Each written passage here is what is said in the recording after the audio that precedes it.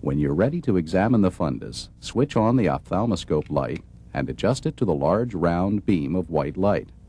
Also, make sure the light is bright enough. Set the ophthalmoscope to 0 diopters. After darkening the room, ask the patient to look over your left shoulder at a specific spot on the wall. Look over my left shoulder. Using your left eye and left hand, examine the patient's left eye.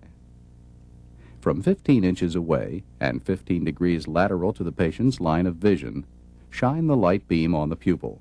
Locate the red reflex, which should appear as an orange glow in the pupil. Note any opacities that interrupt the red reflex. While holding the red reflex in view, approach the patient's eye along a 15-degree line lateral to her line of vision until the ophthalmoscope is close to the eye. Try to find the optic disc by following the retinal vessels toward the place where they converge. Now bring the optic disc into sharp focus by adjusting the ophthalmoscope lens. Note the color of the optic disc, the clarity of its margin, and the size of the physiologic cup.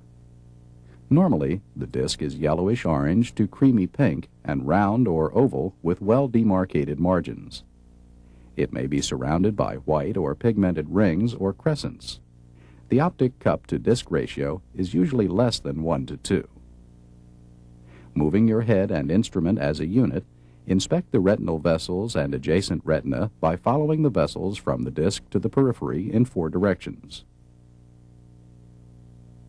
Note the relative size and color of the smaller, lighter arteries and the larger, darker veins. Look for changes such as nicking of the veins at arteriovenous crossings. There should be none. Examine the surrounding retina for hemorrhages or exudates, noting their size, shape, color, and distribution. Again, there should be none.